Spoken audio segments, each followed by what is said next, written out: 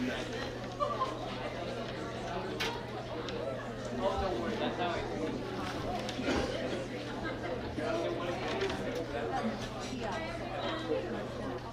you so much for coming. My name is Madison Yoder, and I'm one of the assistant coaches for the speech team. And I'm just going to get us started today. It's getting real dark up here. There we go.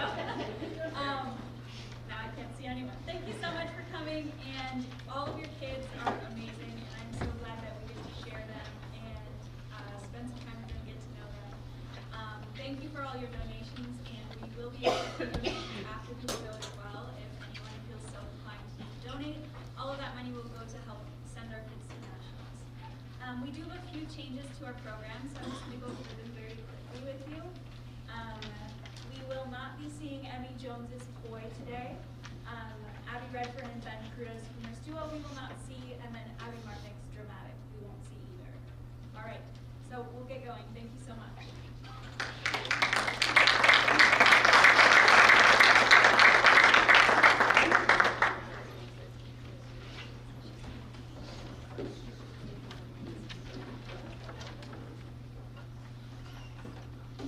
Hi, I'm Kenny Ohlfelter. I'm a senior, and I'm going to be doing my humorous interpret.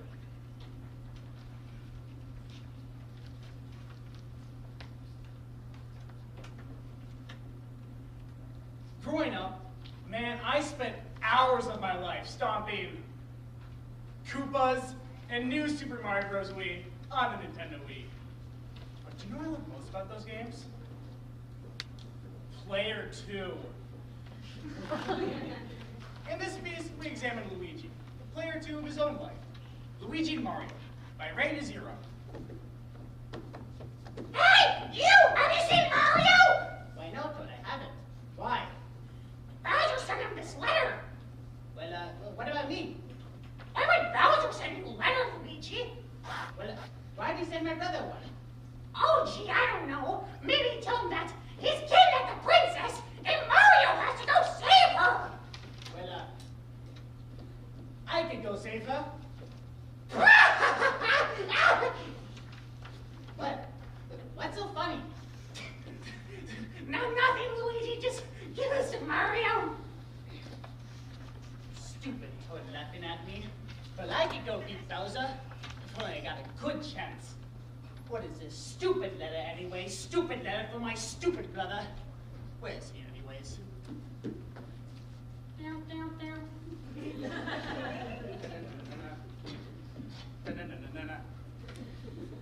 Down, down, down. It's me, Mario! Luigi, my little bro. What do you got there? Oh, this? It's just a letter for you from Bowser. Dear Mario, how are you? Are you still living with that loser brother of yours? He is such a dork. Anyway, I kidnapped the princess and... Did he just call me a dork? Calm down, Luigi. Oh, no. I don't think so. Luigi, it's fine. I'll just go beat him up and rescue the princess, like always. But you always get to rescue the princess. How come I never get to do anything cool? Ever since we signed that contract with Nintendo, it's, I'll do this, and I'll do that. But I never get to see any of the action. Okay, then. You can come watch me. You just don't get it, do you? The contract said that we'd be equals. What are you talking about, Luigi? We are equals. Yeah, right. You get all the big game times, but I never get to do anything. Well, that's not true. You have plenty of great games. Like what?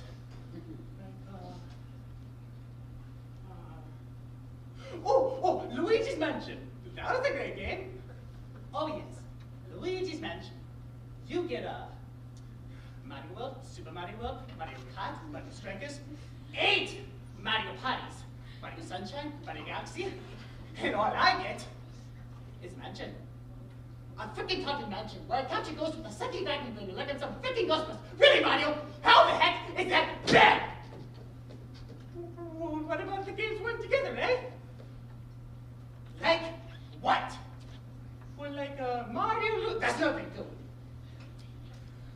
Why is it always Mario and Luigi? Why is it never Luigi and Mario? Just calm down. Your name is just second, that's all. But my name is always second, ever since we were little. Just cool it, bro. Don't even get me started on bro.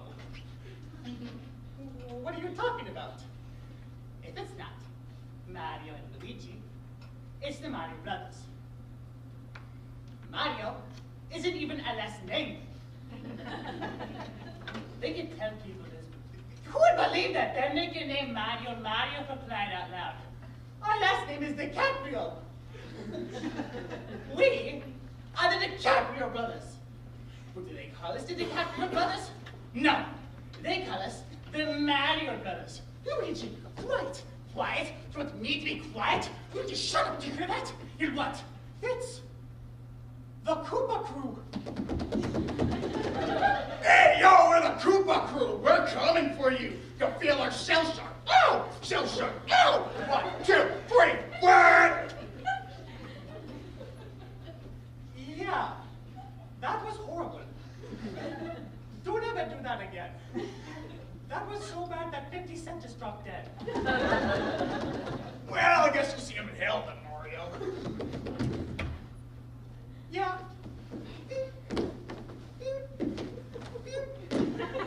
Mario, how come you didn't let me kill any of them? Oh, I'm sorry, Luigi.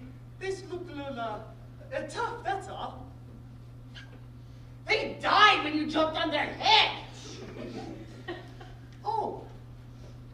Well, there's a Goomba over there if you want to kill that. Freddy was a Goomba, and you killed him. Freddy? Who the heck is Freddy? I never killed any Freddy. Freddy was my friend. He was a Goomba who lived in World 2-1 before you mercilessly stomped on him. Did he ever do anything to you?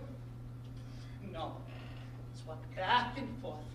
But if you had to come along one day and stomp on him, just because he was a Goomba, that's the only reason you had for killing Goombas. You're such a racist junk. You killed so many more innocent Goombas, just like poor Freddy. Luigi, have you been sniffing the one-up mushrooms? Are you taunting me? I've had it. You never listen. You never value the life of other creatures. Let's see how you like it, Mario! Ah! Ah! Ah! Dun dun dun, dun dun dun. Hey, princess. What the heck is taking Mario so long? I don't know, Bowser. Well, this is awkward. What do you want to do now? Let's make a cake. Or we could just make out. Sure. Can we make a cake afterwards?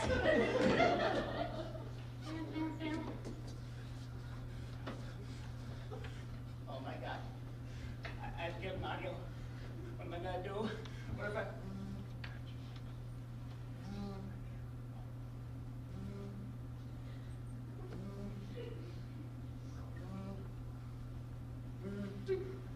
Hello?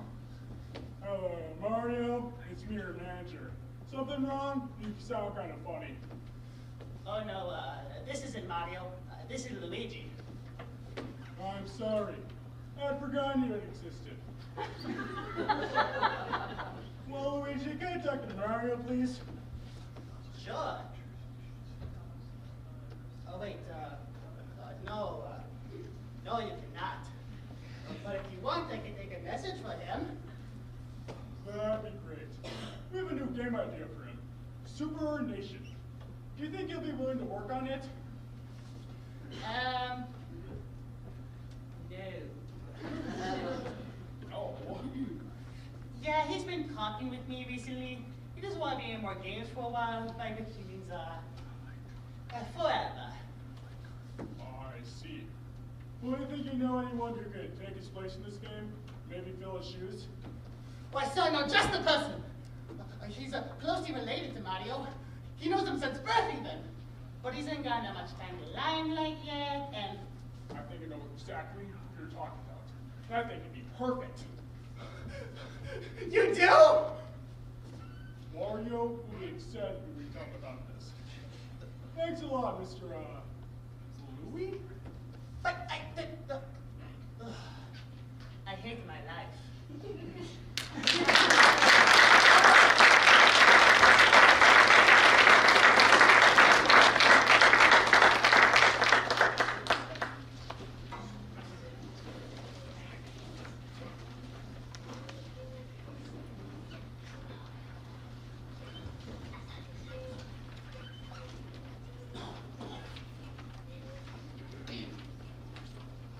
Hello everyone, my name is Katie Borg. I am a senior and I will be performing my inform about bees.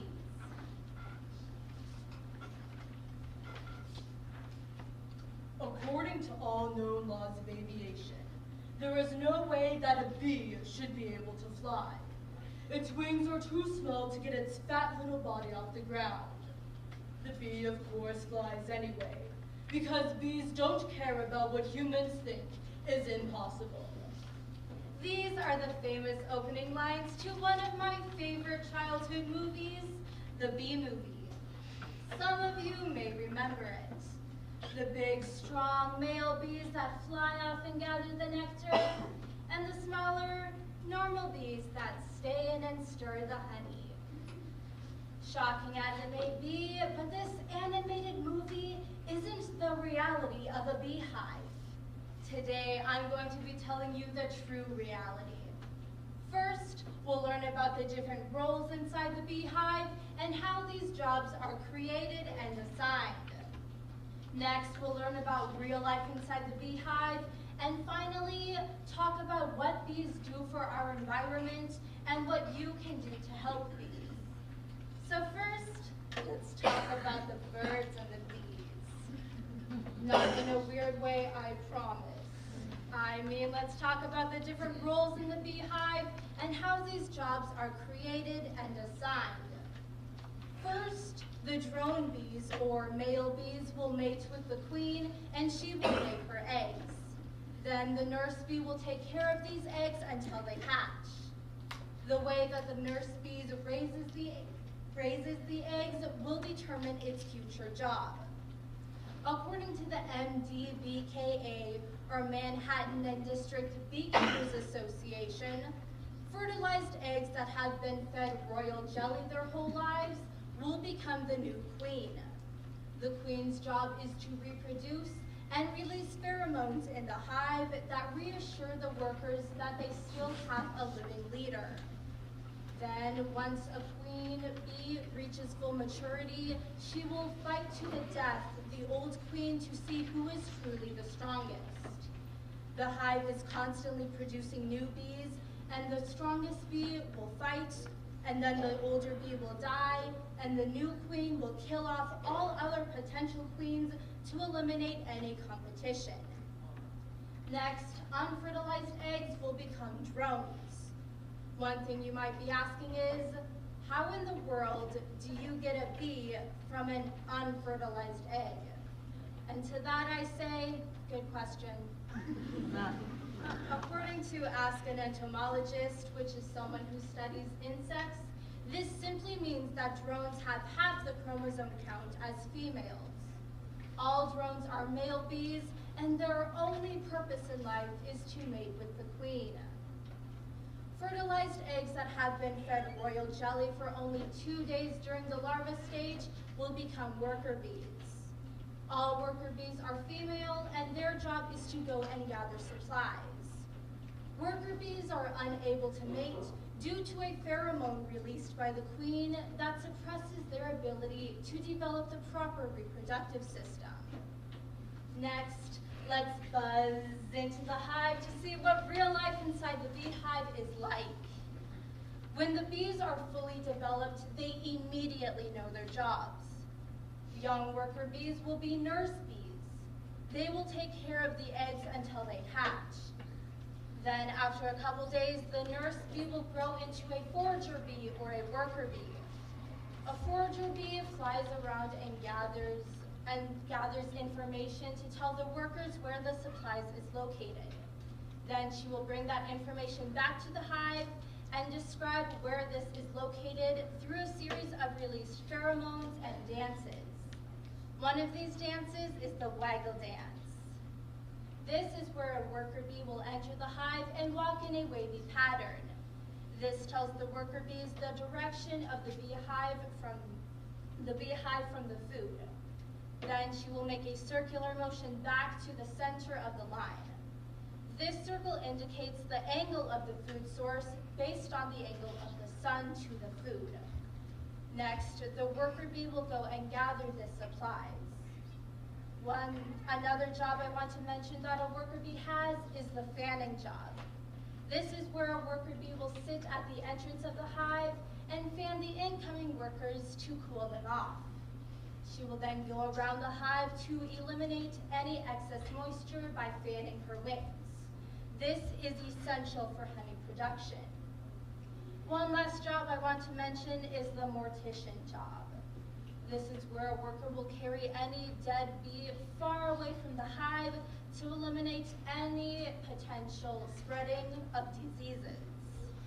Heading up to the royal chambers, the worker bee is constantly surrounded by her workers. When a queen reaches full maturity, she will go on what is known as a mating flight. Multiple drones will follow her, mate with her, and then immediately die. For the drones that remain in the hive, they will be allowed to stay until wintertime, where they will be used as a food source. So, you know, ladies, girl power. Finally, let's fly through a field of flowers and see what bees do for our environment and what you can do to help bees. According to the Mayo Clinic, honey has multiple uses. They can be used as an antibacterial agent, antioxidant, and anti-inflammatory. In ancient Egypt, honey was used to help soothe wounds and burns. Honey can also be used to help ease a chickenpox rash, which I can personally assure you works wonders. Beeswax wraps have been growing in popularity. These are sheets of paper dipped in beeswax, and when they dry, they are a plastic-free, eco-friendly covering for your leftovers, or a sandwich, whichever you want. They have multiple uses, they are cheap, easy to take care of, and most importantly, they are biodegradable. In May of 2022, the United Nations Environmental Program released an article saying that pesticides and loss of habitat are a huge threat to bee populations. People have been taking action, however, and you can too. One thing people are doing is going online and signing petitions to stop Amazon from killing bee-killing pesticides. Another thing you can do is write to the administration and ask them to ban bee-killing pesticides. Another thing people are doing is planting pollinator gardens. These are flower gardens made from a variety of flowers, and they are a free and safe space for bees and other pollinators to use. Today, we have learned all about bees, from the roles inside the beehive and how these jobs are created and assigned. Next, real life inside the beehive. And finally, what bees can do for our environment and what you can do to help bees. These little insects are quite amazing. And I hope this speech brings a deeper understanding and deeper appreciation to what these amazing little insects do for you on a daily basis and what they do for me.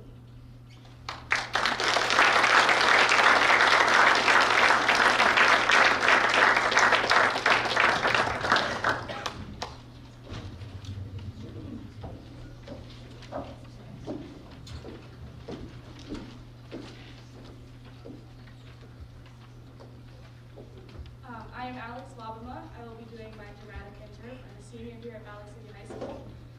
My dramatic deals with the loss of a child, so if that is an uncomfortable topic for you, please feel free to exit the theater at this time.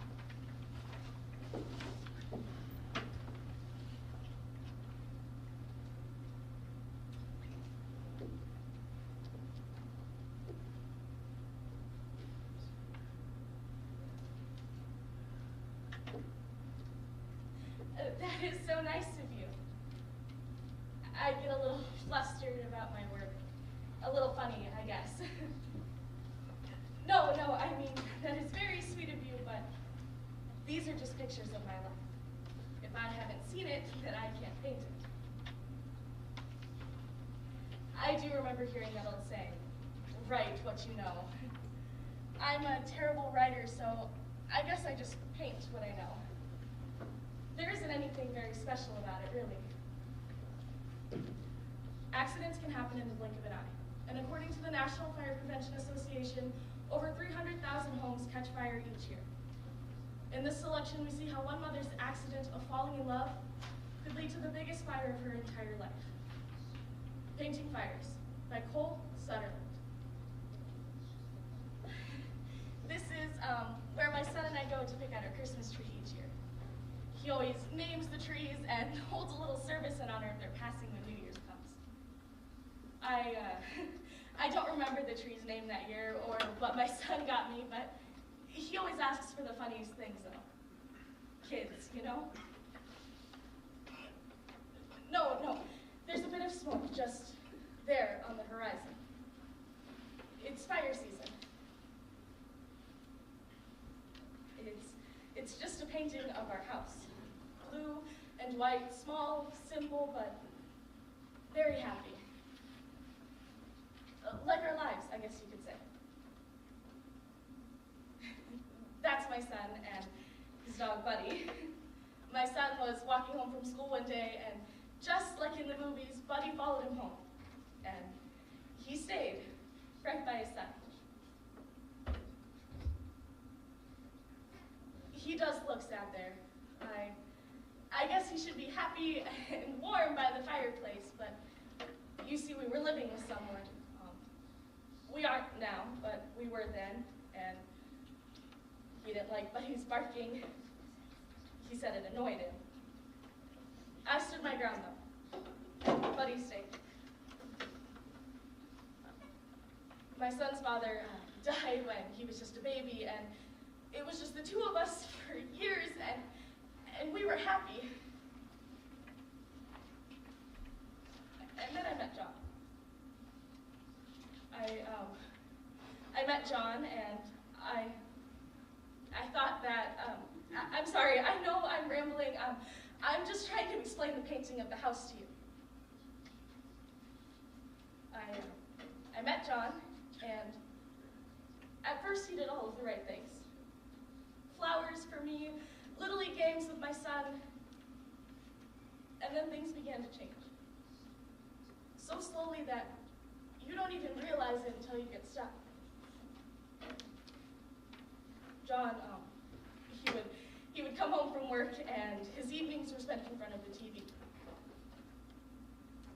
We didn't talk much anymore. Angry words and cold stares. He brought a permanent winter into our home. But I let him stay. I love my son very much. We just didn't spend much time at home anymore. I love this one too. It's my son after the spelling bee.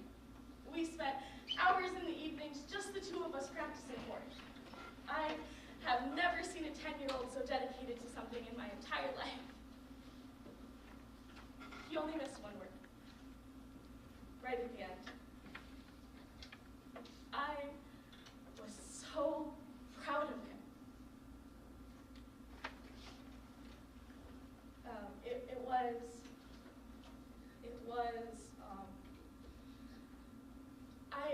I don't even really remember what it meant, that word. Oh, I would love for you to meet him too. I've been waiting, but he's with Buddy somewhere, so I don't think he'll be coming down tonight. I'm sorry. Oh, I don't think I'll be able to finish the painting tonight. I'm sorry. I can't finish it because I don't know how the story ends. I guess I didn't want to get stuck in.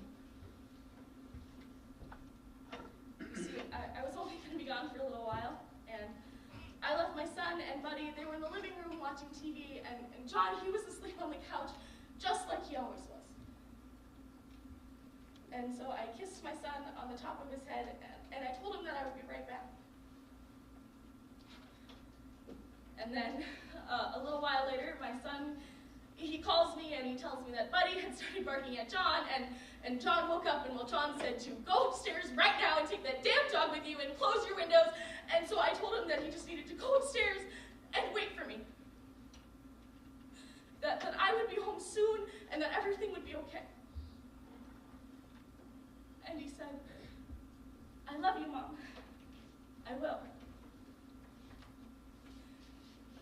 And then you see, there was a line at the place, and then my credit card wouldn't work, and it just took longer than it was supposed to. So by the time I got back, there were so many cars, and so I parked and I ran, and I could see, just as I see it now, the fire, it was hungry, consuming our little blue and white house, turning it black and eating it. This was our summer. I just needed another 30 minutes and we were gonna go away.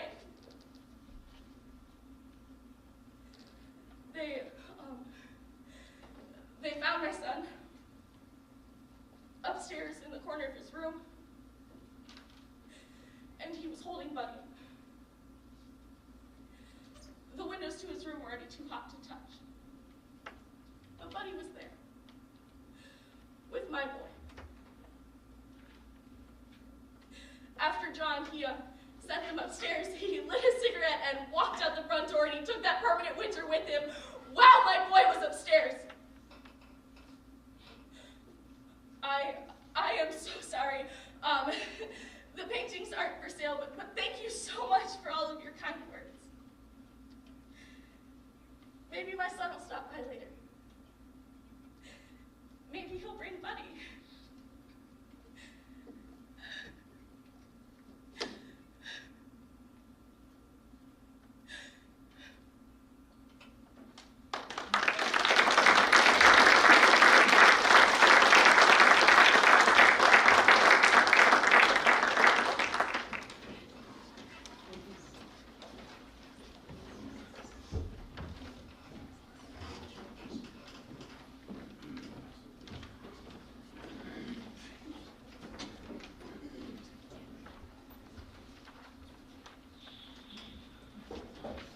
I'm Gabe Herzog. And I'm Tucker Johnson. We'll be performing a humorous duo.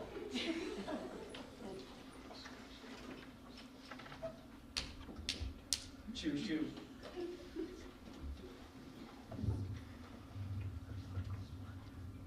Dad, I'm home from school. Oh, Susie, I've been meaning to talk to you. Something about your cat. Fluffy kids? Yes, that may have been it. I'm sorry, honey, but he passed away today. Oh no, how? He was in the back seat of your mother's car when it exploded this morning. What? Oh, that's what I was supposed to tell you about. Your mother also died today, huh? Oh no, Mommy. So sorry, honey. Well, I guess I'll just go to my room for a while. Actually, the car was in your room when it exploded, so most of your belongings fell victim to the flames. What? Why was the car in my room? A little dare between the neighbor and I. Needless to say, he won. We will now adjourn for a quick recess. Recess! Sally, your parents are getting divorced. What? Courtrooms aren't always the most positive environment for children. When little Susie sees herself in the courtroom with God, she makes the best of it. Little Susie sues God for all he's worth. By Brandon Daly. Why, God, must you curse me with such an awful existence? I would just do anything to get out of this. Did someone say sell my soul? No? Oh, well, maybe I can still be of service to you, ma'am. The name's Jonathan Blister Twister, underworld attorney at law. I do civil law, commercial law, copyright law, tax law, real estate law, prosecution, persecutions, executions, asphyxiation, witch hunting, witch burning, witch presenting, and of course, the most evil of all kinds of law, family law. What? Here, maybe my card will make you better understand. Jonathan Blister Twister, underworld attorney at law, civil law, commercial. That's enough, little Susie. Here, have a seat and listen to my short presentation.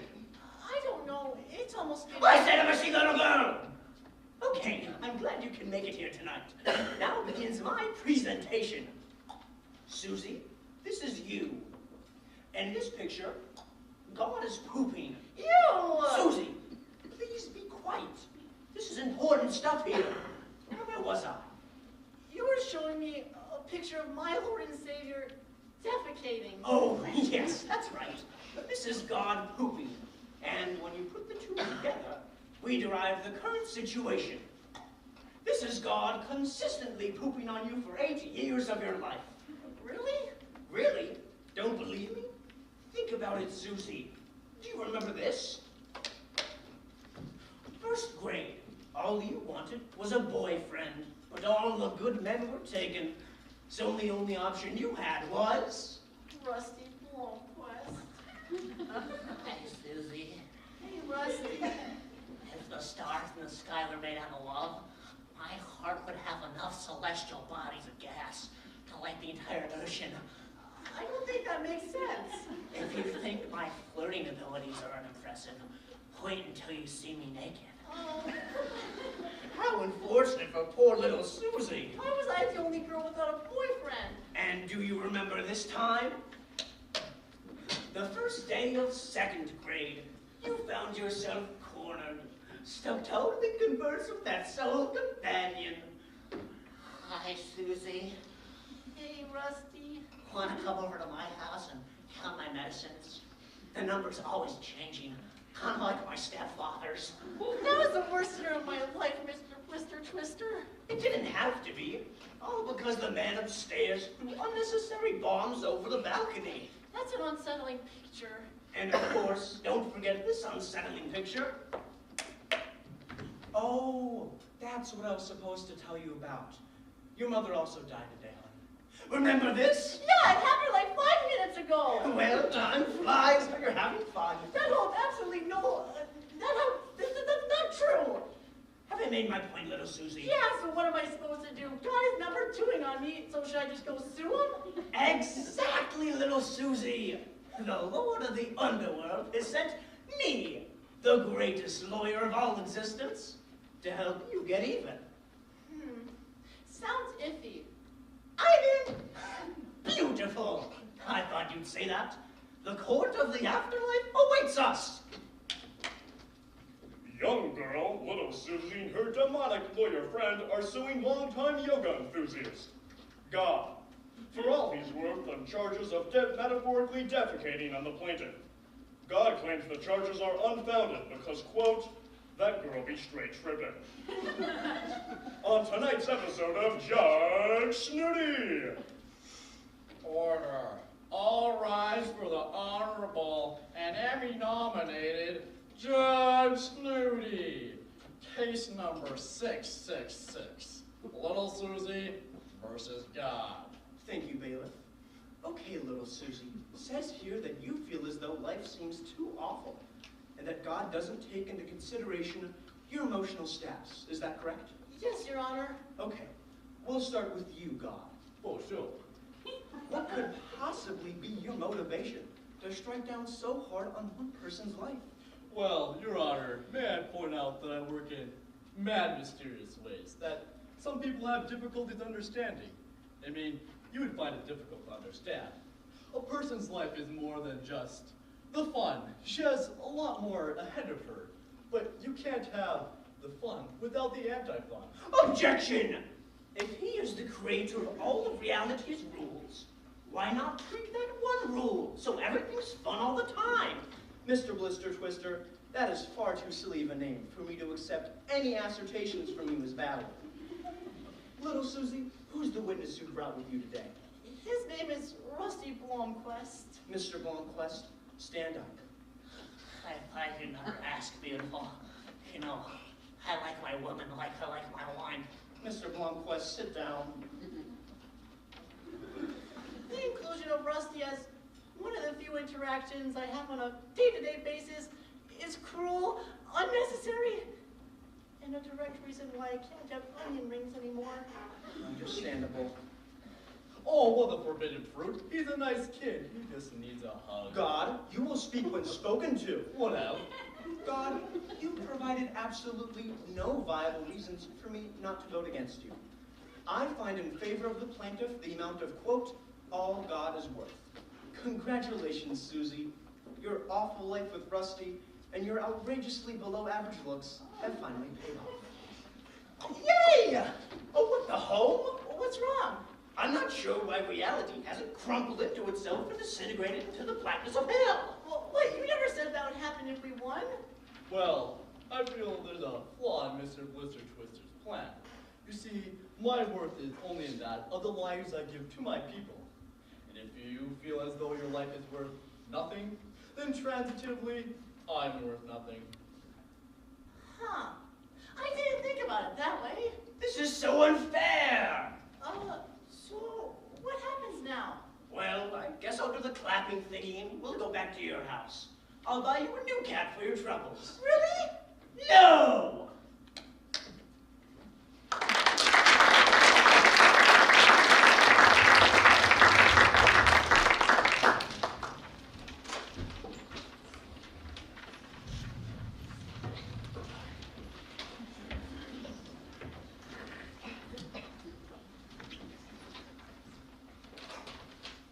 Hey guys, I'm Carter Haas, and I will be doing an impromptu for you today as I prepped and prepared everything backstage.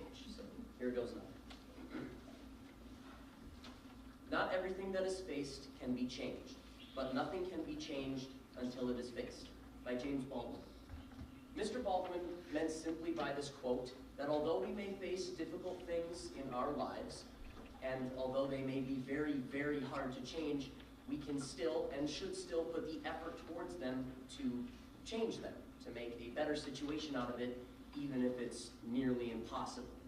The change that he was talking about can be described, and this quote itself can be described with 3 simple points. My first being mental health, something that we all have and may struggle with. My second being the weather, something that I specialize in. And my third being the Revolutionary War. So stepping into my first point, I'll look at mental health. In today's world, mental health is a prevalent thing and can also be a thing of struggles. In my life, I have had 2 family members commit suicide over dealing with mental health, and it is something that I deal with myself to a great extent, mental health issues. From depression to ADHD to anxiety, it gets pretty deep, pretty fast. But this quote can teach me something and can teach everybody in this room who may struggle with this and even more, that quite simply, we can do it. We can get through it.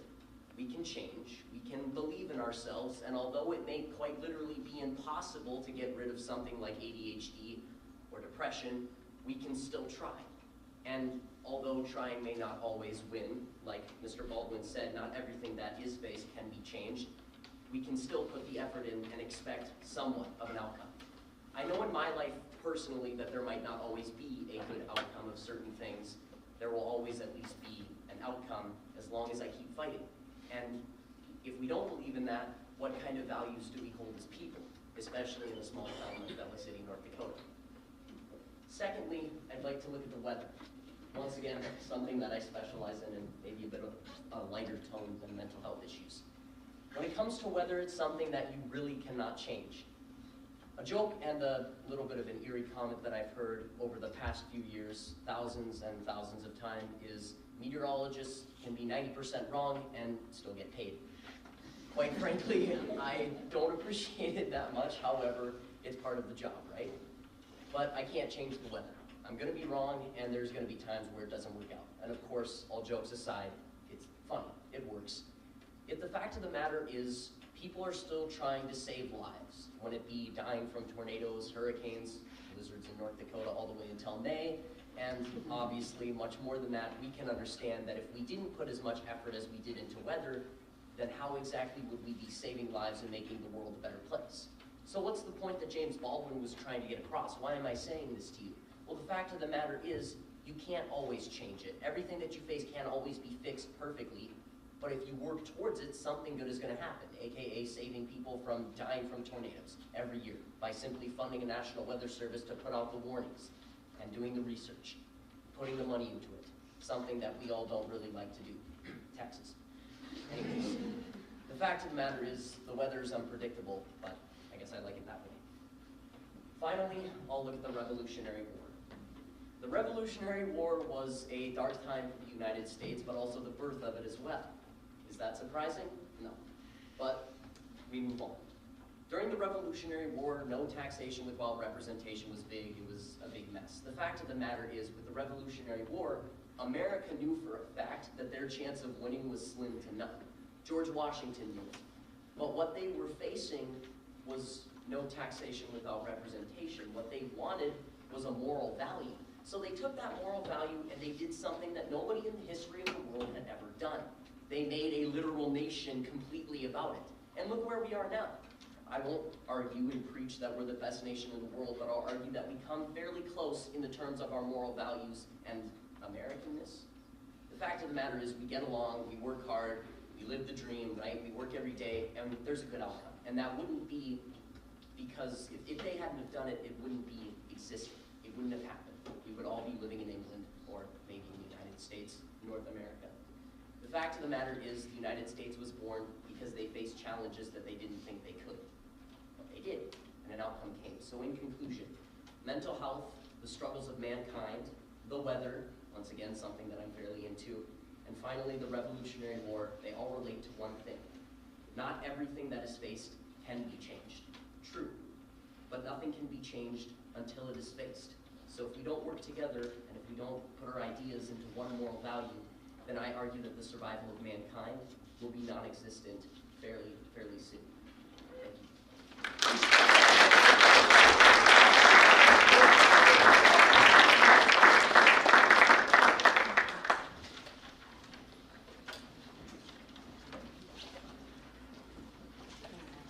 Hi everyone, my name is Aiden McPartland and I'm a junior this year, and I'll be doing my dramatic interpretation for you all.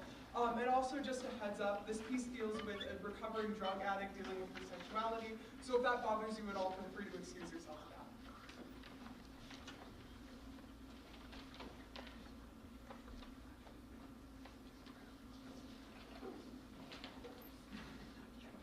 Carrie would have loved this. A funeral service with a bunch of people who loved her, talking about what a pain she was. Talking about the first time you heard her speak. First protest you ever joined with her. I stand here today to talk about the time Carrie held my hand as I was tested.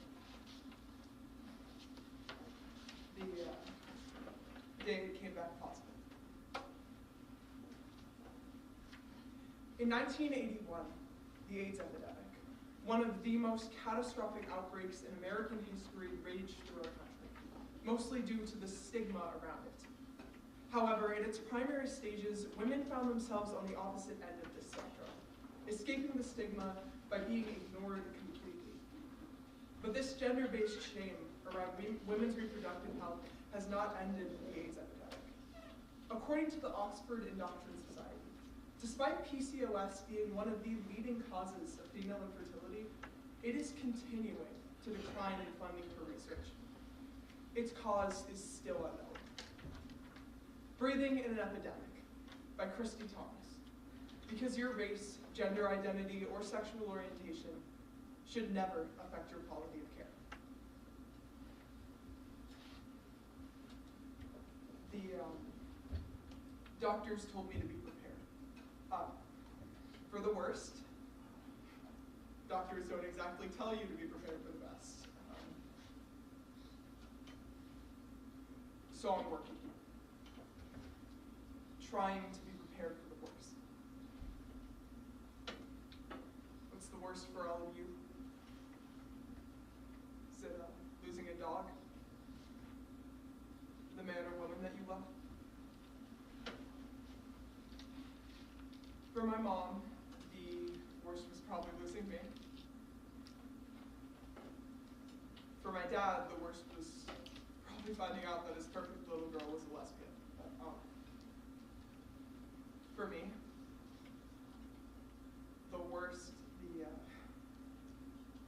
absolute worst, was June 7th, 1987, when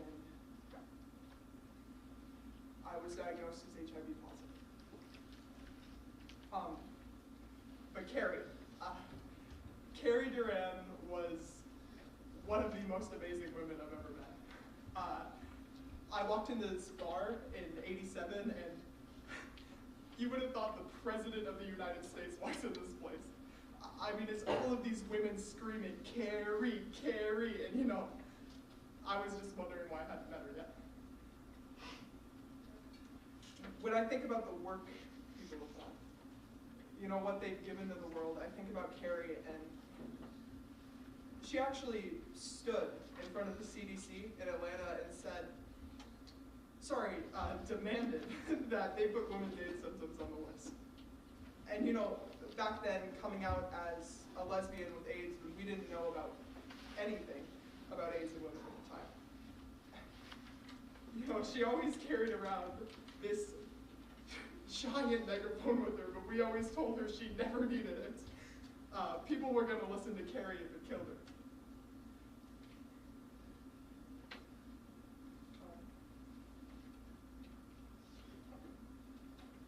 And she was positive.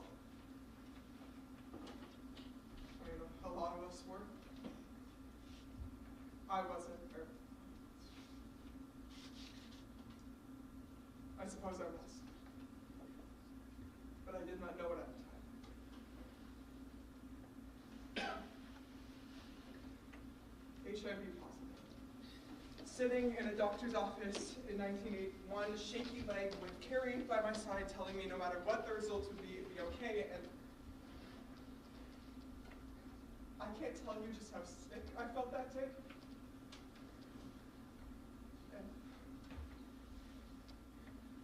And I think it was knowing what it looked like.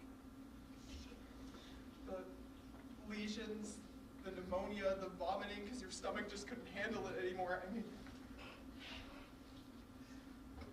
I was holding Carrie's hand so tight that my nails were digging into her skin.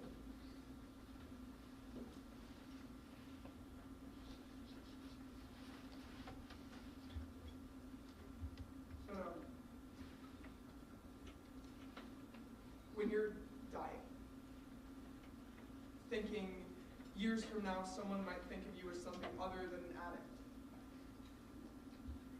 Sorry, I haven't done anything in years. The day I got diagnosed, Carrie said that's it, and I quit cold that day.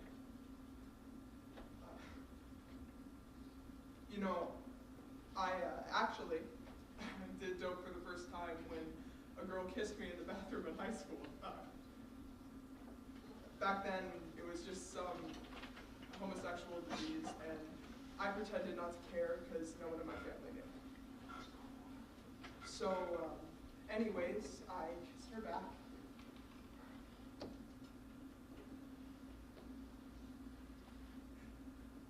And it was absolutely everything. But then my mind started to race, going to everything I'd been taught, that this was dirty and I was dirty and I was going to hell. And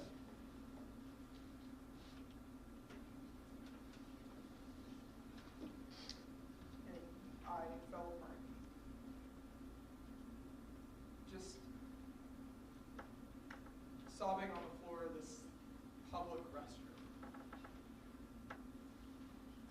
And you know, this is what I'm thinking in the middle of my first kiss.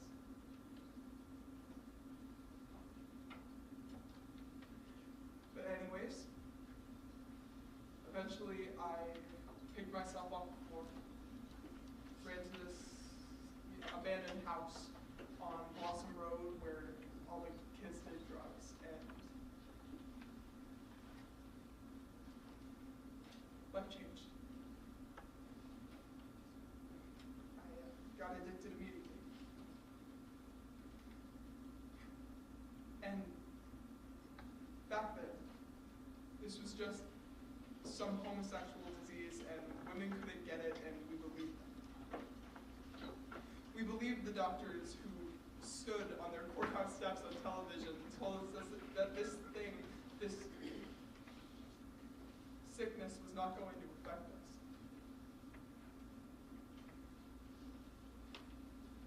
but women get AIDS too. When this thing became big, it was when famous people started dying. No one cares when it's just the degenerates. You know, if they had no damn clue what this thing was capable of, they should have just told us that. But they lied. They lied and it stole my life away. I put that used needle into my arm.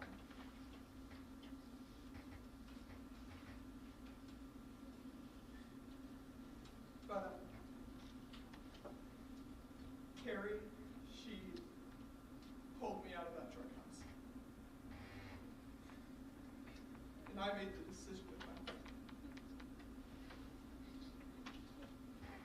life. I'd like to think she'd be proud. I fought to the end just like her. She didn't live to see it. But I hope someday, maybe 10, 20 years from now,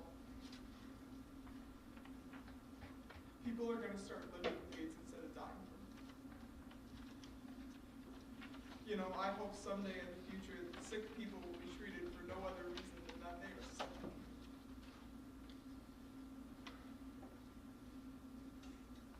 Yeah, I am. I think she'd like that.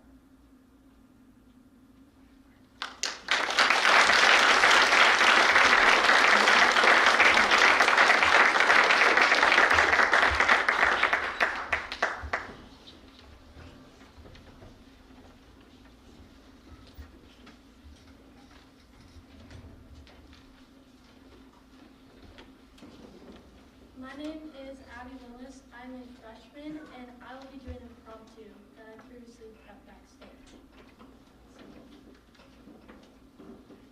Everyone in this room has been told that they're not good enough by someone else. Yet, we can't let these people control our future. We can't let these people control what we do. This is what I'm going to be talking about today. Defining myself as opposed to being defined by others is one of the most difficult challenges I face, by Carl Moseley Brown. We'll be first talking about this quote with three main points of analysis. We'll be first looking at FDU, then we'll be looking at the movie McFarland, and finally we'll be talking about school. Now, let's move into my first point, FDU. FDU was a 16th seed in this year's March Madness tournament. A basketball team that wasn't even supposed to be in the tournament. Therefore, this team got called that they weren't good enough to play against the #1 seed Purdue, that they couldn't do it. They simply didn't have a chance. This team didn't let that get to them. This team didn't have any chance that they were going to be defined by anyone else besides themselves. Their coach states, the more and more I watch Purdue, the more and more I believe that we can win. This coach let their team get defined by themselves. This coach let their team be able to say, we are good enough to be able to win. We are good enough to have the successes. And no matter what anyone else says, we're going to prove this wrong. Now, FDU was one of the only teams that has beat a #1 seed in this March Madness tournament. Now, let's move on to my next point, McFarland. McFarland is about a cross-country team from a very, very small town in California with the first ever state. Now, McFarland was thought as the nobody team. No one had a chance to even have no sort of success. Especially a kid on the team named Danny. He was the kid that everyone thought was just there for fun. The kid that everyone thought wasn't good enough. The kid that was supposed to be the slow kid on the cross-country team. Yet, he didn't let this get to him. Danny worked as hard as anyone could work in this situation. Danny kept on running no matter how hard things got. No matter how hard out of breath he got, he still continued. Now, Danny stands today with the reason why McFarland won the state champion is because he finished in his top 5 of his team. If he would have let the other people define him as a not-so-good runner, as a not good enough person, the too slow to ever make success, he wouldn't have had that, he wouldn't have let that state, he wouldn't have led his team to a state title, nor would he have even still tried. Now, let's talk about school. We all face this when we get a bad test and it says that we failed. The instant thing that we get is that we obviously failed. Or when our grade isn't exactly what we wanted, then we're an automatic failure. Yet, we shouldn't let these grades define us, nor should we let anything that revolves around school determine what we believe that we should go in for the future. The grades, when they get to a B, a C, or even fail, that doesn't mean that we should be believing that we cannot be a lawyer, an engineer, a teacher, or whatever you want to go into. School should never be the reason, nor should a simple test once in your life you failed define what you are for the rest of your life. So today we talked about the FDU basketball team and how they believed they could win, so they did.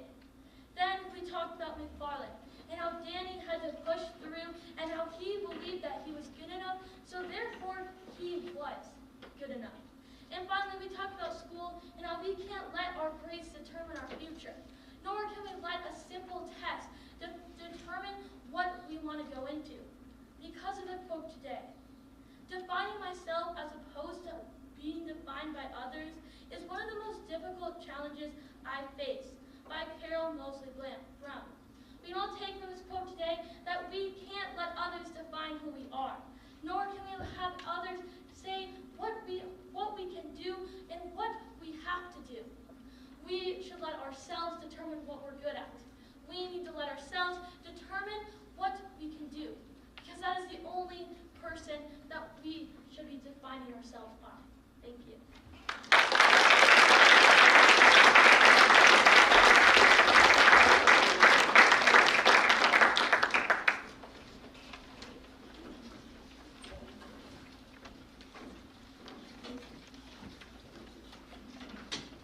Hi, my name is Gabe Herzog. I'm a senior, and I'll be performing my entertainment.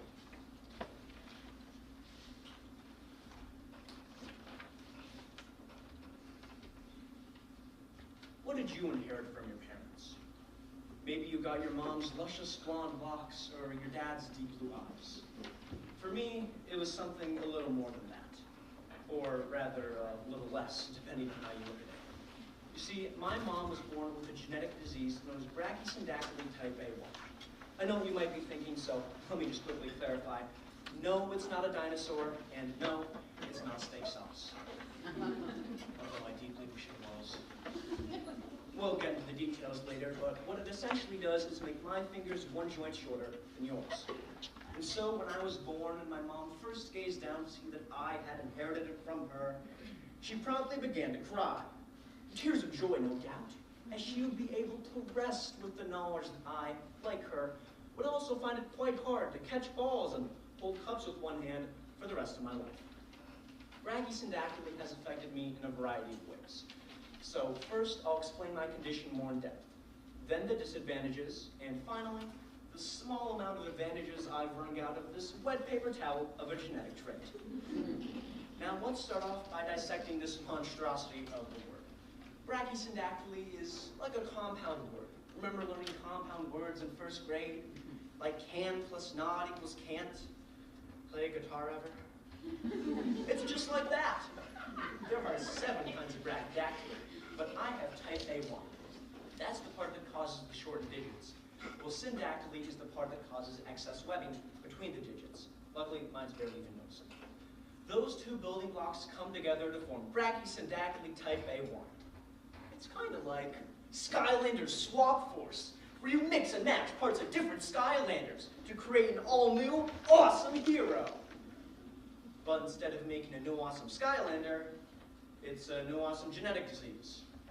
And hey, even better, it's a package deal. Everyone in my family that has it also has, to some degree, hyperextending elbows, torn meniscuses, hip dysplasia, and general joint pain. Batteries not included. Neither are the middle joints of my toes either, which means it's not just gloves that are hard to buy for me, but shoes too. And trust me, there are plenty of other fun inconveniences that I get to deal with. Compared to the average person, yeah, it is a little harder for me to pick up most things, but that's not the worst part. The worst part is having a constant disadvantage in thumb wars for the rest of my life. The worst part is only being able to make malformed shadow puppets. The worst part is having, as my own father called it, a speech impediment for sign language. Yeah, he really said that. But you know what? He gets to say it because he's my dad and I love him. The real problem comes, however, when people I don't love try to make these kinds of comments. Comments like baby fingers or Vienna sausages. Those really tend to light up my day. Probably because my eyes are glowing white with the fury of God. And even though some people do truly have good intentions in their hearts, it doesn't make it any less annoying when I'm asked to compare hands for the millionth time. And kid you not, one time a kid in front of me in line turned around, asked me to compare hands, which I did, laughed, and then turned right back around without even so much as a hi or excuse me. And that's just one of the hundreds of small instances where people felt a little too comfortable with their thoughts about me. But on the other small hand, it's not all entirely bad. There are some upsides to be found. However, you need to be an extremely optimistic person to find them. And luckily, you're not talking to one. My mom will come up with these. One pro is that I always have an excuse for dropping things. Say, for instance, in gym class, if we're playing kickball or dodgeball, and I don't catch the ball, no one can say anything to me about it. And hey, on the flip side, if I do good, I did that at a disadvantage. Truly, there is no way I can lose. Except if the ball hits me in the face again. Other than. Anyways, as I mentioned before, these hands are a kind of genetic package deal, with all kinds of fun joint problems. But because of those bone shenanigans, I've gained access to something extremely sought after. So sought after, in fact, that I've become a beacon of jealousy of angry middle-aged drivers everywhere. That's right. I got handicap parking, baby. Whoa! A privilege that I love to flaunt as I cartwheel my way into any Macy's, Home Depot, or Walmart I see fit. As drivers behind me scream and honk at each other in desperation, all of them searching for a nitty-bitty parking spot. Oh, the power is euphoric. Something that I truly have to savor to make up for the rest of my family genetics. Speaking of family, my brother once asked me, if I could change one thing about myself, what would it be? And no matter how much I still think about that question today, I'm not sure if I could bring myself to change my hands. I mean, sure, they may riddle my life with inconvenience and force me to buy my gloves from the children's aisle, but I've never met anyone as happy as me the day I first caught an apple with one hand. I don't think I'm glad for my hands exactly, but they certainly have shaped who I am today. And that's something that I wouldn't trade for anything.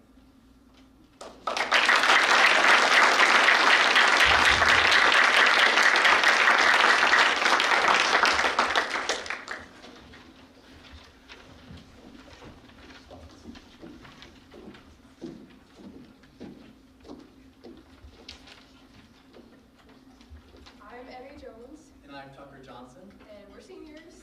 Yep, and we'll be performing A Serious Duo.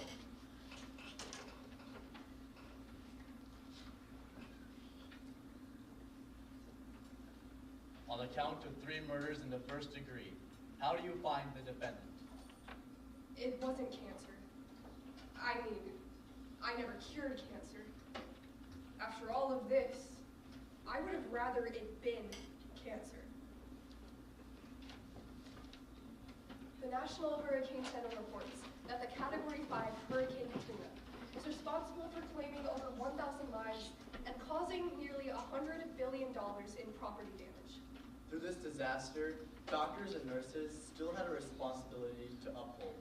As their city submerges, one doctor races to preserve as many lives as possible, while being faced with decisions no person should ever have to make. Mercy. By Bradshaw. You'll cure cancer, Laura. You know that's not what I want to do. But you're just the type of person to do it. What's that supposed to mean? I mean, I see you with your patients, and it's nothing like the clinical book stuff. Nothing that they taught us in school. It's just too real. I just care. I care. You, if me, or my mom, my dad are ever sick, please take care of us. I never cured anything. I did what doctors in charge do. I made decisions. I made hard decisions that the American justice system did not agree with. We need to get these people into ambulances. Move! We're running out of time. But I'll tell you this, if you'd been there, Mr. Jessup is priority. Get him to the ambulance bay now. if you'd seen it, felt the wind and the water. Come on, people. This is what we're trained to do. Dr. Callan, here's a list of transports we're getting loading up. Then we'll stay. We're not leaving these patients. These criticals have to be out. I understand that, Dr. Callan, but our resources are being hit hard, and I just don't think... Think what? You don't get paid to think. You get paid to do as I direct you. This isn't the first storm that's hit New Orleans. We plan, we strategize. And we do. Get these criticals on the next transport. And if they don't come? Then we're staying. It'll be okay. We know what to do here. You're damn right. All right, come on, people. We're moving to crisis category 4. And the rule is simple. If they can't leave, we can't leave. Dr. Rowe, what is it? My daughter, she just called me. She said the bottom of my house is flooded. I have to go get her. You can't leave these patients. You can't. I can't. She's all I have.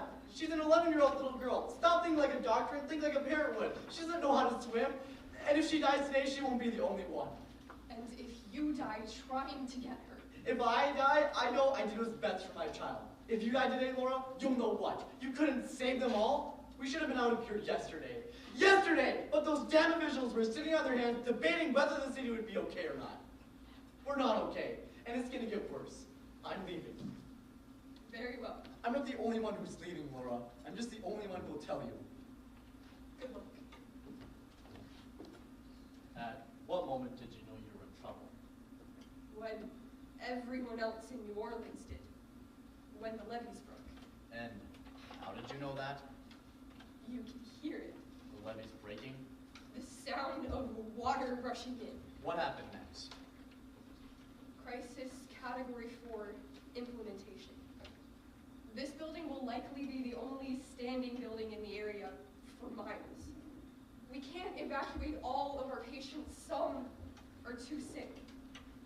Our hands were tied. Hands were tied. Miss Callan. Doctor. I am a doctor. Dr. Callan. Had you implemented Crisis Category 4 properly, lives would have been saved, not lost. You failed, Dr. Callan. More importantly, you failed the helpless people that could not help themselves. You failed them, and they died. Some died, and the others are why we are here today. A lot of people were angry. Once the information leaked about what they thought we had done. I couldn't even walk to the grocery store without someone whispering and wanting to say something more to me. But there was one that just stuck with me.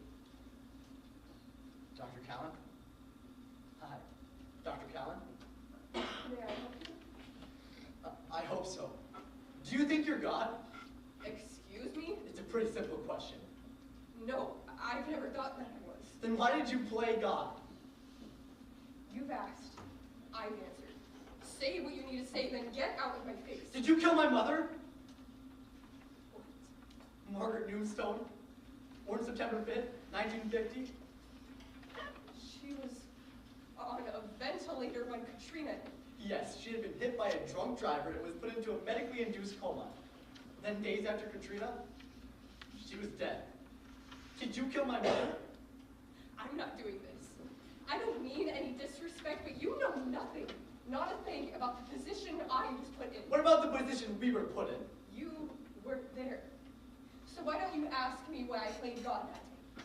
Do it. Ask me. Tell me, you want me to feel sorry for you? Then tell me why you decided killing innocent people was the answer. Because they were already dying. They were all dying. This hospital was supposed to be the place where the others would send their sickest people.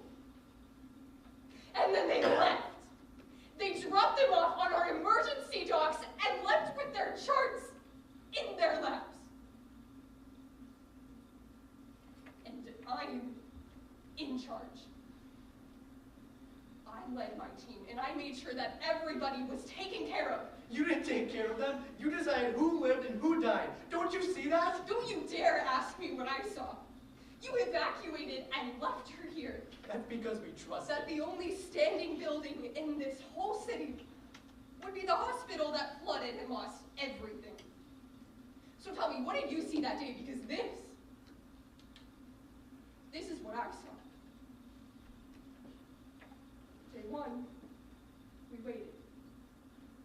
Day 3, we lost electricity, so your mother is being kept alive by a nurse doing constant CPR on her for days. We couldn't feed her. We couldn't keep her alive without that person as her breathing machine. Day 5 came. It was on day 5? Yes. No more nurses. The one keeping her mother alive had gotten sick. She physically couldn't keep her alive. Then why didn't you? I was in charge. I was trying to save everyone. So you just let her die? No.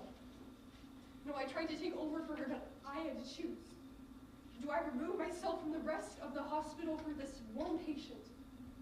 Or do I help her let go? She hadn't eaten in days. She was starving to death. So I removed the face mask and I helped her to let go. Was she in pain? No, she wasn't. I never got a chance to say goodbye. It wasn't an easy decision. Dr. Callan, I really have to go. thank you.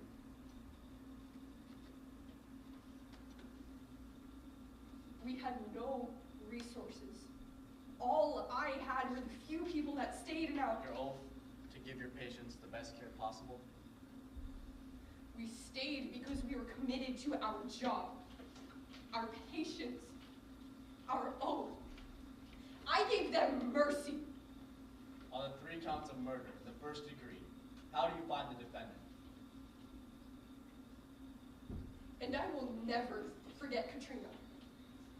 The longest 5 days of my life.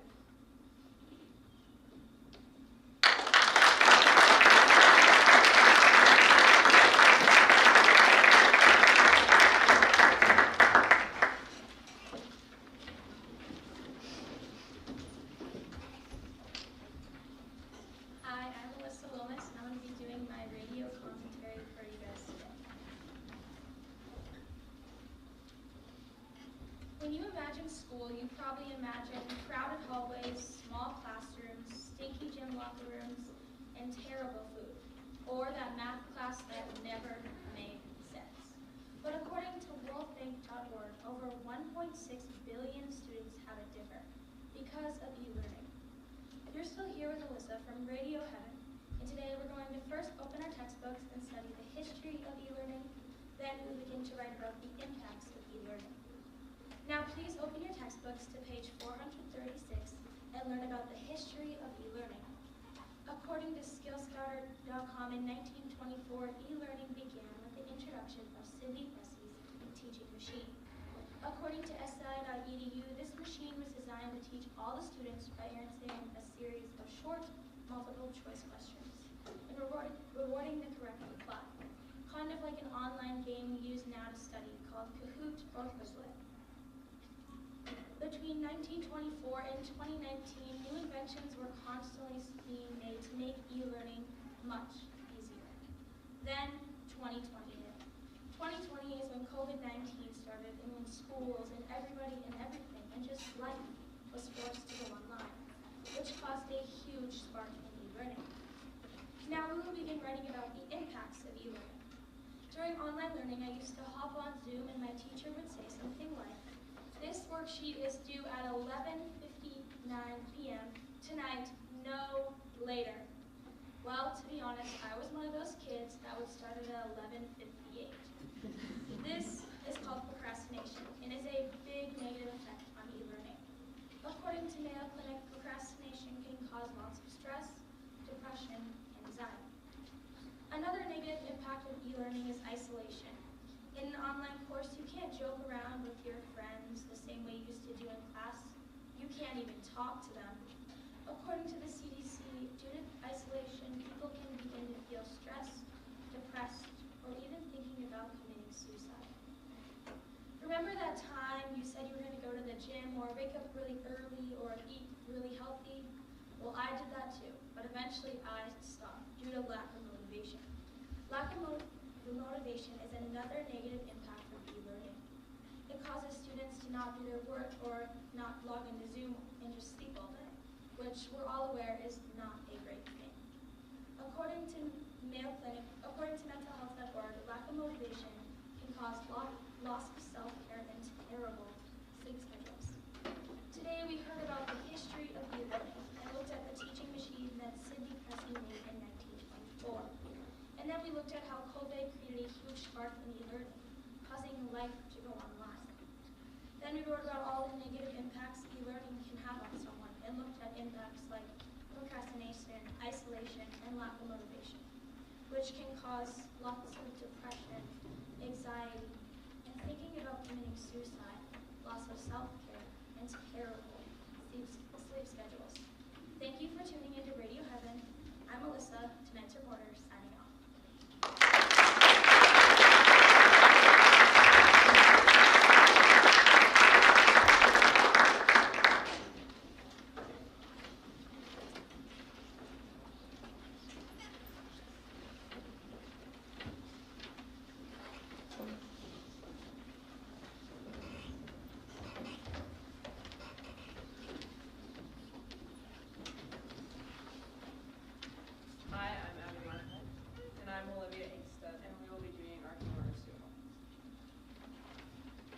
Patriotic Americans. Now, if you're like me, you mistrust the news, and that's good.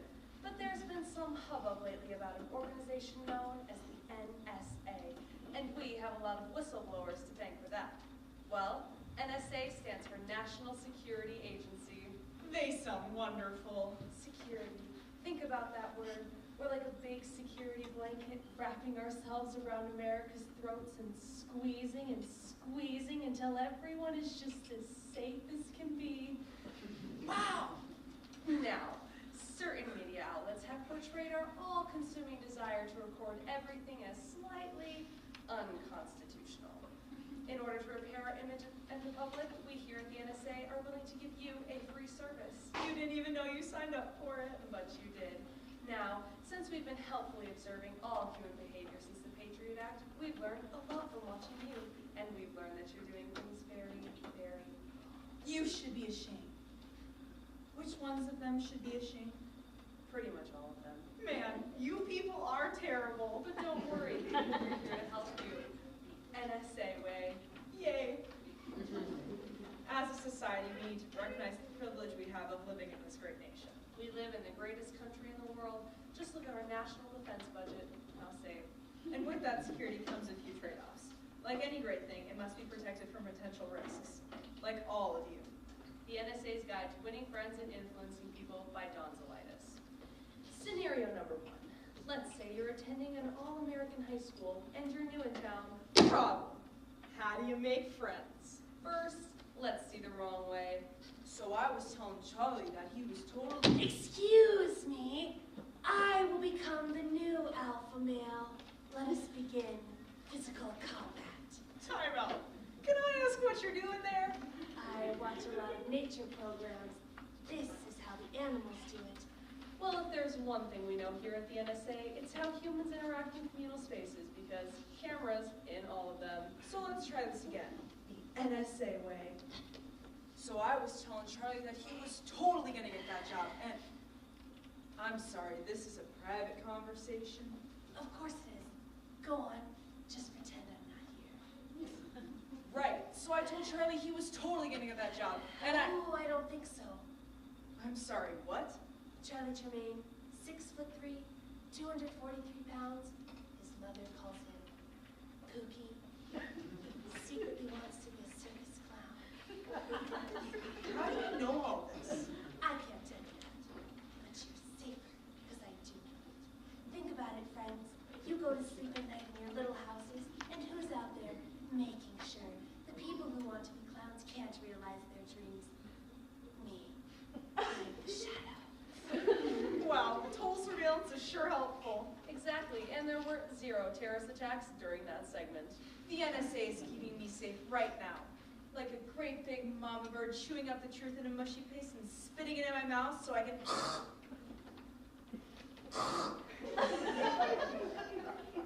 digest it. Yep, let's check out another scenario. Let's say you're hearing a lot of guff from your parents. Let's watch. No, no, no, no. What is wrong with this outfit? You are not wearing that. Go change into the extra large turtleneck and the ankle-length skirt I picked out for you from the estate sale of that elderly woman. Those clothes are terrible. I'll put up with a lot, young lady, but I will not have Ethel's taste in clothing disparaged. I will not. My parents just don't get it. Never fear. We here at the NSA have the solution to all your problems. Let me give you some advice. Is that even legal? Laws don't apply to us. Cool. Why haven't you changed yet? I'm not going to do that because of this. No! Where did you get that? This is from your Match.com profile from before I was born. I deleted that. Oh yes, sure, you deleted it and it will never resurface again. That's what they told me. Look at it. Look at it. I was young. It was the 80s. No one knew anything about tasteful clothing. By the way, I'll take the keys to the car now. Just take them. I'll be home by 2. Now with the NSA's massive database, you can be sure to call your parents on all their lies. So the NSA has a database that records everything? Oh sure, we keep it in a gigantic warehouse in Utah, the size of Utah. What about all the people who live in Utah? We secretly moved them to Nevada years ago. Well, this is sure wonderful. But what about love? I'm glad you asked. I'm glad to report the NSA can help you with everything. Let's explore options with the prom. So I think Glenn is gonna ask me. Oh my God, Alicia, he's so cute. I love him. I just love him. Here he comes. Now, be quiet. So, I was thinking. Yes, I would love to go to prom with you. This is the happiest day of my life. Ah! Freeze. What was wrong with that? That's how I imagine I'll get all my girlfriends. There was plenty wrong with that. Now let's try it again, the NSA way. Here he comes. Hey, Glenn. Brittany, don't you have to be standing over there right now? Oh, sure, I'll go stand over there in just a second, since you probably want to be alone to execute your schemes. Schemes? I don't have any schemes. Sure, of course. There's another reason you spent 4 hours yesterday on a site called Planning for a Big Family. No. Oh, hey, I'm single and I don't have Okay, let's go to the prom. disaster occurred. Kind of. You know what I want to know? How to become popular. Hello. So if you're a dorky loser guy, what do you do on the weekends? Well, I guess I'll just sit here at my computer. We should do some terrorist stuff. That would be fun, right? Anyone? Anyone for terrorism? Okay, cool. Here's where the magic of the NSA comes in. What if, instead of playing silly games, Milo was able to turn on the webcams of a few of his classmates? Wouldn't that be cool? That way he can make friends without leaving the privacy of his own home. Neat. Let's see what Charlie's up to. I came in like a wrecking ball. I never hit so hard in love. We're watching you. Ah! Hey, it's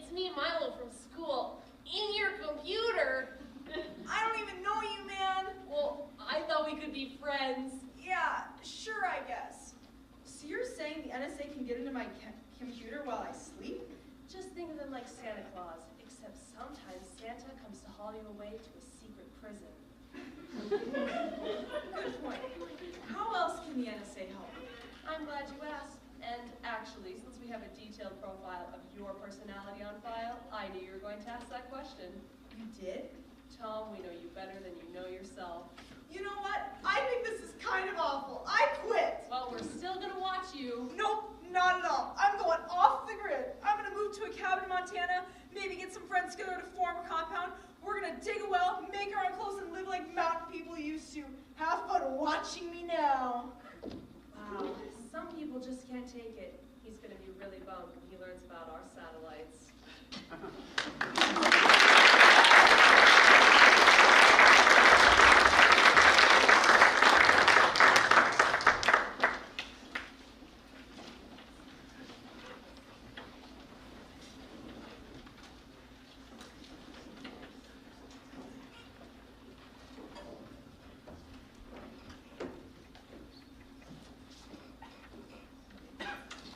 Hi, I'm Casey Kruger. I'm a senior, and I'll be doing an extent for you today. I drew a question about an hour ago, and I wrote a speech to help prepare for it. One of the largest problems facing America today is homelessness. The USA Facts Organization states that there were 582,000 homeless Americans in 2022. Obviously, we're doing something wrong. This naturally begs the question, does the U.S. need a new strategy to address homelessness? We do, and I believe it's fairly simple. We need to give people houses.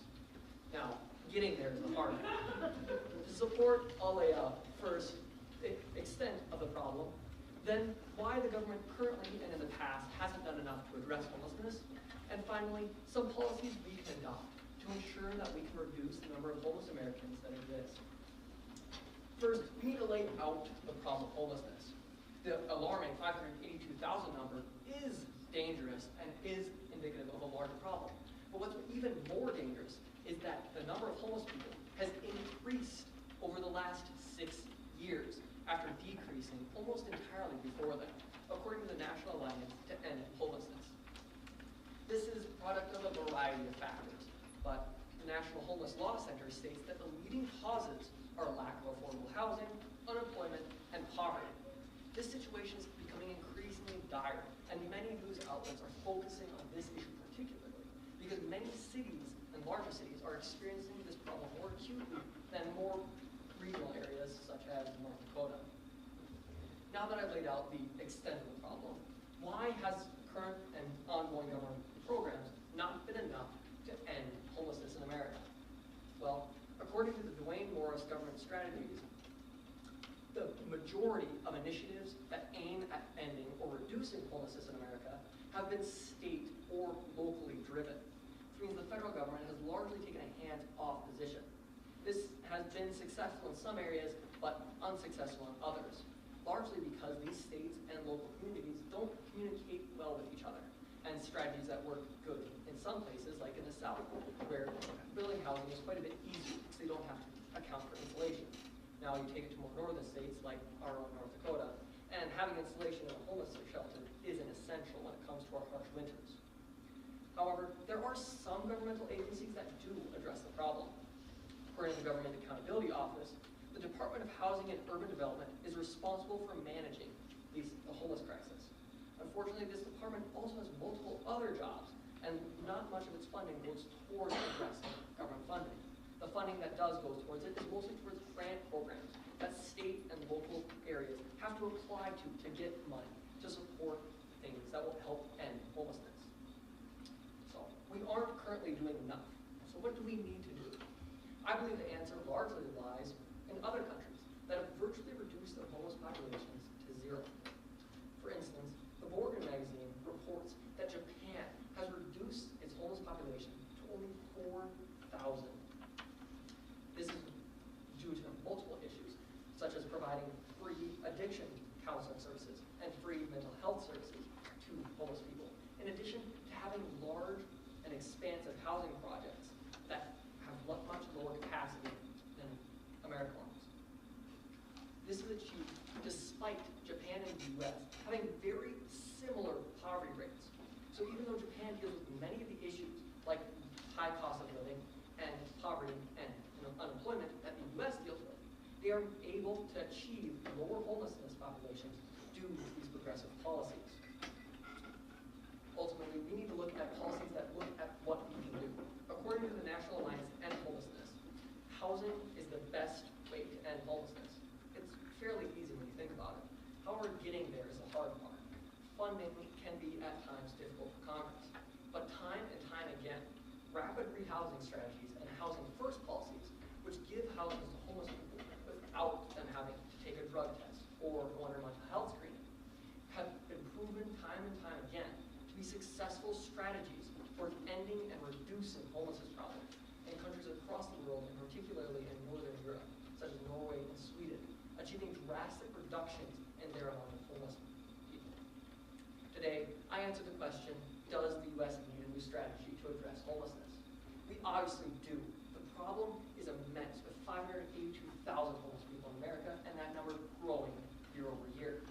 Then, I outlined why our government currently and has not done enough to end the homelessness problem. We need a federal program from the top down to end homelessness. Finally, I supported some of these policies that this federal program could initiate, such as Housing First and rapid rehousing programs, in addition to free mental health and free addiction counseling services that would rapidly reduce our housing population and get homeless people back on their feet and in a state of stable living.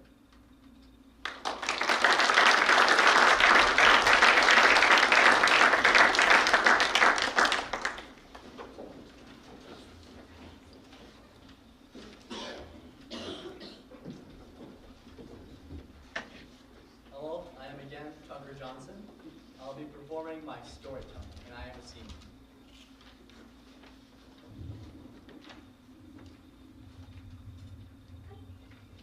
The Adventures of Pinocchio by Carlo Collodi. Once upon a time, there was a king, my little viewers will exclaim. No, kids. Once upon a time, there was a law.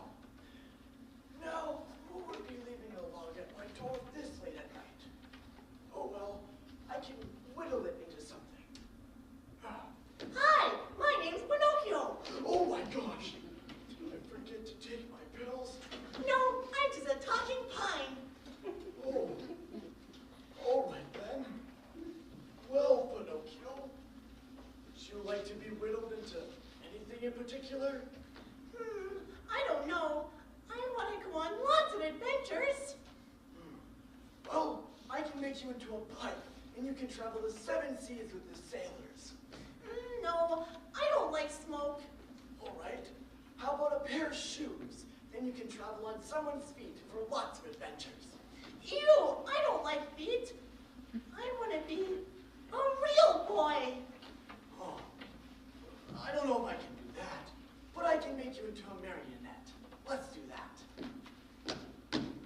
Ah, you look amazing, Pinocchio. Wow, I feel amazing.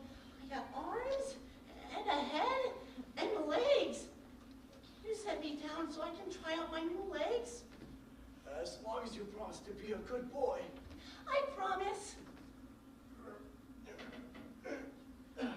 Wow, this is great. Thank you. Ah! Pinocchio, you get back here. I forgot to carve your ears. Ah! Oh. Hi, my name's Pinocchio. Who are you? Well, I'm the town guard. I keep watch. Is there someone chasing you? I guess my dad's trying to get me because he wants to carve me more. Carve you? What is this madman doing? Sir, are you endangering this child? No. Okay, this isn't what it looks like. No, you're coming with me. We're going to the slime room. Wait, Pinocchio! Wow, that was pretty easy. Now I can go on lots of adventures. Everything's a little bit bigger than I thought. I'll just go home. La la la la.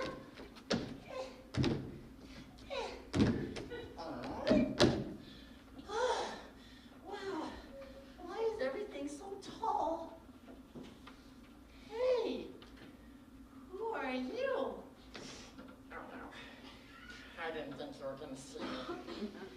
Jiminy Cricket. Nice to meet you. Oh, hi. Do you go on lots of adventures? I don't know. I don't think so. You're a little bit of a disrespectful boy. You got my master in prison. Oh, I didn't try to do that. Well, I'm not that much of a disrespectful boy, am I? You're awful. You're the worst one I've seen in millions of years. But okay,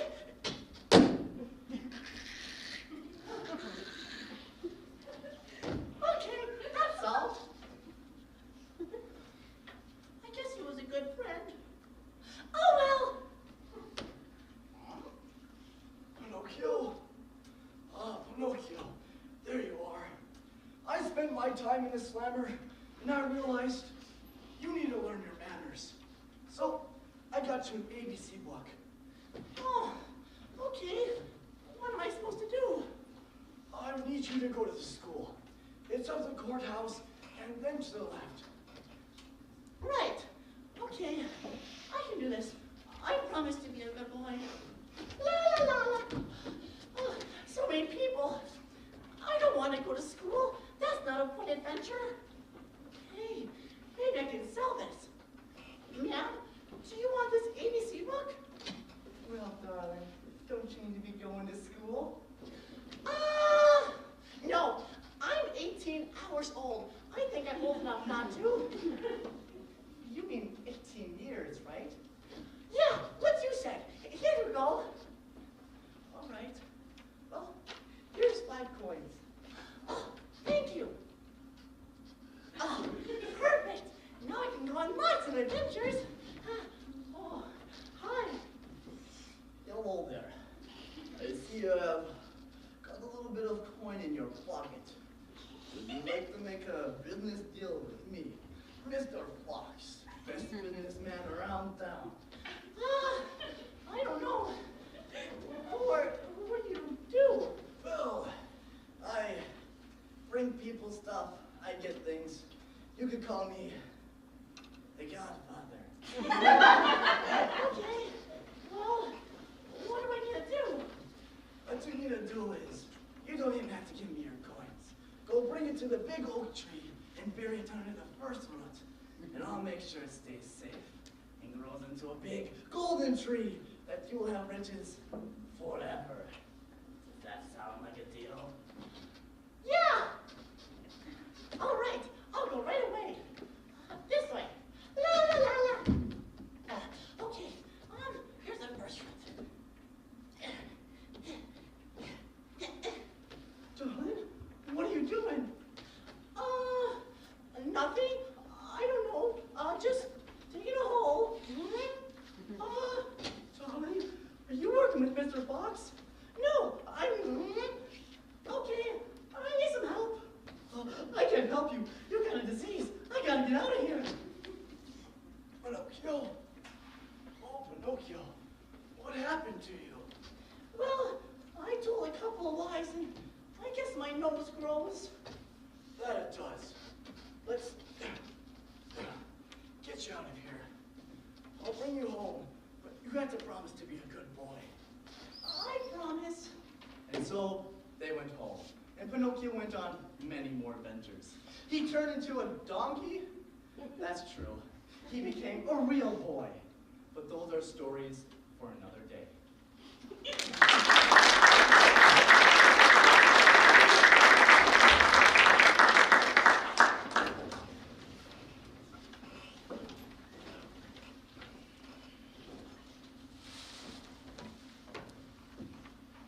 Before your last speaker of the day, the parents would like to take an opportunity to thank Abby Ingstead. Abby, if you would come up here.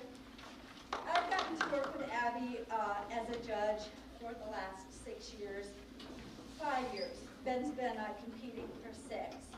And it has been an honor to get to know her, not only as a coach, but as a friend. And she has taken these kids on a great adventure and taught them so many wonderful things. And we thank you.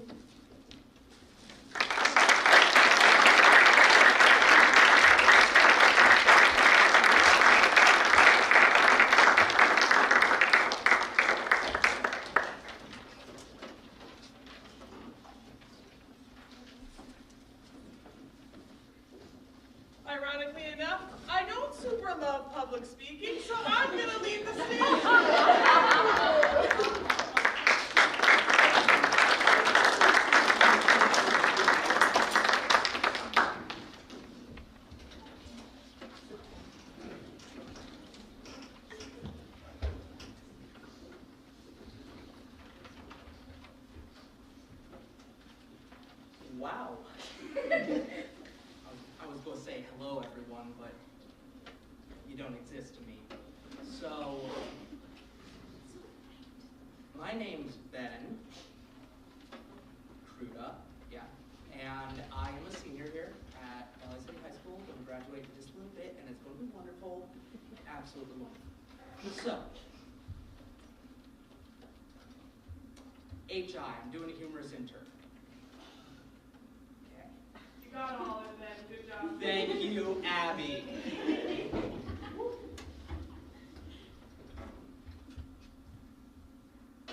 Welcome back to Channel 12, your news at 5. I'm Stacy Sin, along with, as always, Randy Randerson. We're coming to you live tonight with a very special broadcast. Earlier this afternoon, two bearded hunters on their way back from an unsuccessful hunting trip to the Poconos spotted an alien ship landing here in our very own Walterson Park. Isn't that insane? While many of you may not subscribe to the idea that aliens exist, I subscribe. We'd like to share with you their stories of what exactly happened. Oh, I'm excited.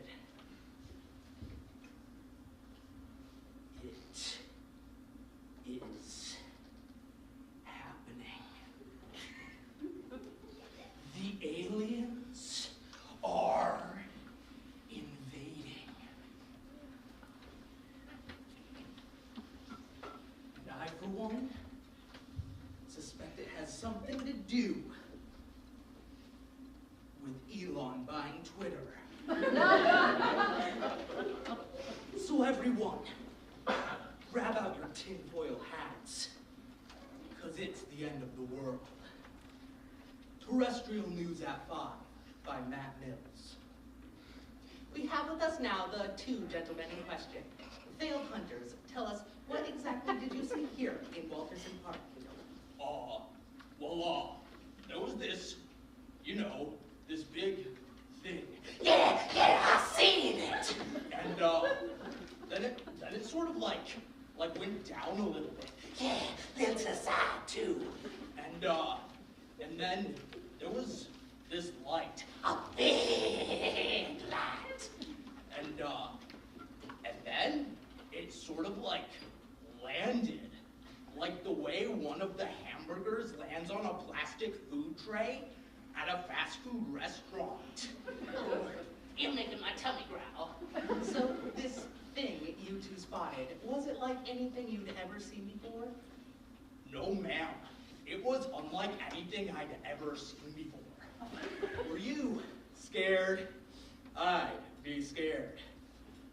No, ma'am. So this thing landed, there was a bright light, and what happened next? Well, all of a sudden, this thing just opens up, and boom, out comes our little friend here.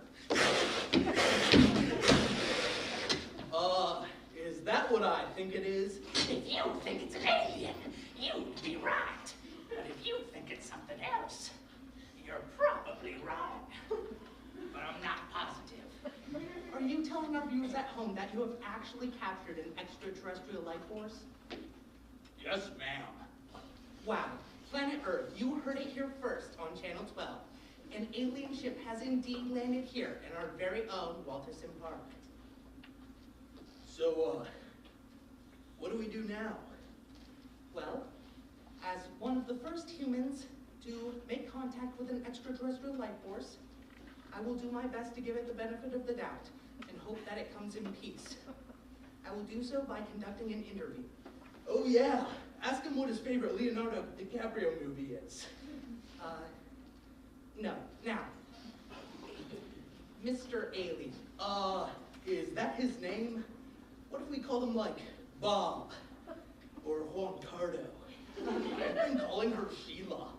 We'll get to his name shortly enough, guys. Let's just focus now. Mrs. Alien. Shoot, I'm drawing a blank. What should I ask him? Do you have Jell-O in space? All right, no Jell-O. Got it. Where do you come from? Right. Next question. Would you like to go to the dance with me? Check yes, no, maybe. Randy, there are more important things to discuss at the moment. We've got to figure out its motive, its agenda, what it wants. What do you want? Destroy humans. Okay, cool. We figured it out. Now, on a scale of 1 to 10.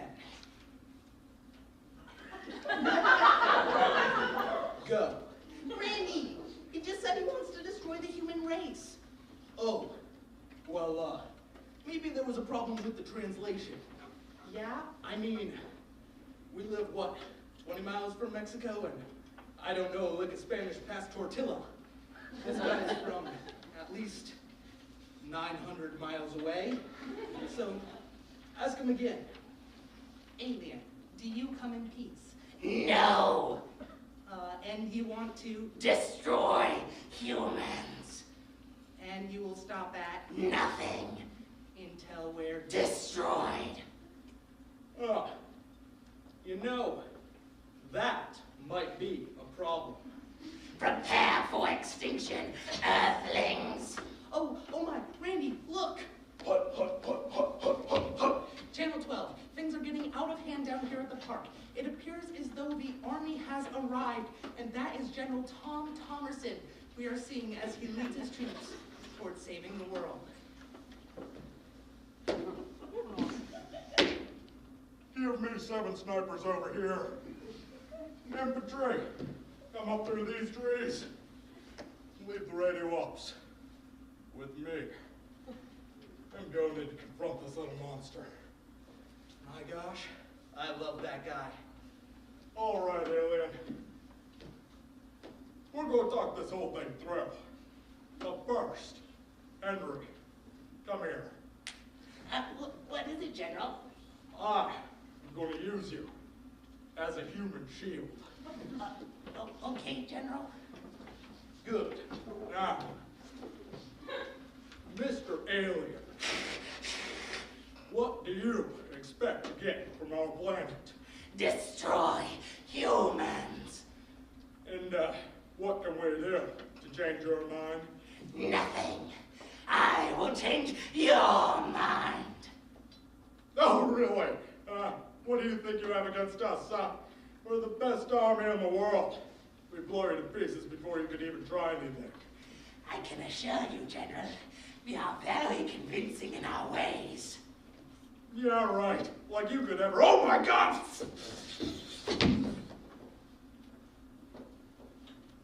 You're right, alien overlord. You're very convincing in your ways. Oh my, it appears as though our planet's visitor has begun using its powers to brainwash the United States Army. Lord, Lord, Lord, Lord, Lord, Lord. It's like they're speaking Spanish. Muse humans of Earth, talk to me. About what? Your favorite Leonardo DiCaprio movie? No, talk to me about me. What? We're so glad you're here, Bolzor. Yes, you are a righteous and all-consuming leader. Yes. Yes. I think we're goners.